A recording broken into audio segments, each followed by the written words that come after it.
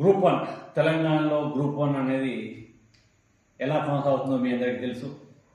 Group 1 KCR గారి ప్రభుత్వంలో notification రావడము, మొదటిసారి రద్దు కావడము, రెండవసారి రద్దు కావడము, మళ్ళీ కొత్త గవర్నమెంట్ వచ్చిన తర్వాత మూడవసారి ఎగ్జామ్ సజావుగా పూర్తిగా అయిపోయిన తర్వాత రిజల్ట్స్ కూడా ప్రకటించిన తర్వాత కొంతమంది అభ్యర్థులు ఇందులో లోపాలు జరిగాయని హైకోర్టుకు వెళ్ళడం జరిగింది. హైకోర్టులో మీ అందరూ చూశారు, సింగిల్ బెంచ్ ఆ ఎగ్జామ్ మొత్తం రిజల్ట్స్ మొత్తం కూడా రద్దు చేస్తూ తీర్పు ఇవ్వడం జరిగింది. వారికి మరలా ఎగ్జామ్ పెట్టమని లేదా రీవాల్యుయేషన్ చేయమని వారు హైకోర్టు చెప్పడం జరిగింది.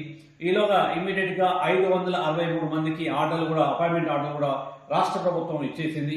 563 మందిలో 562 మంది ఆల్రెడీ జైన్ కావడం జరిగింది.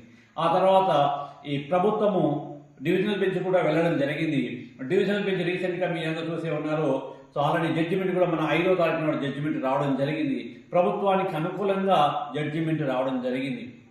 సింగిల్ బెంచ్ జడ్జి ఏదైతే తీర్పు ఇచ్చిందో దాన్ని డిస్మిస్ చేస్తూ తీర్పు ఇవ్వడం జరిగింది.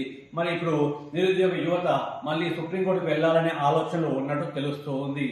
ఏది ఏమైనప్పటికీ కూడా రాష్ట్ర ప్రభుత్వం త్వరలో మరొక నోటిఫికేషన్ ఇవ్వబోతుంది. కాబట్టి ఇప్పటి నుండి మీరు ప్రిపరేషన్ స్టార్ట్ చేయండి. వెంటనే గ్రూప్ 1 కానీ గ్రూప్ 2 కానీ ఎస్ఐ కానిస్టేబుల్ నోటిఫికేషన్ రాబోతున్నాయి. కాబట్టి మీ యొక్క ప్రిపరేషన్ ఇప్పుడే స్టార్ట్ చేయండి.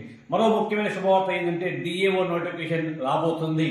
డిఏఓకి ఆల్రెడీ ఫైనాన్స్ డిపార్ట్మెంట్ నుండి గతంలోనే మనకు క్లియరెన్స్ రావడం జరిగింది. కాబట్టి డిఏఓ నోటిఫికేషన్ వస్తుంది. కాబట్టి ఇప్పుడే మీ యొక్క ప్రిపరేషన్ స్టార్ట్ చేయండి. సదా మీ విజయాన్ని కోరుకున్న మీ రవిపాల్ రెడ్డి, సిగ్మా IAS.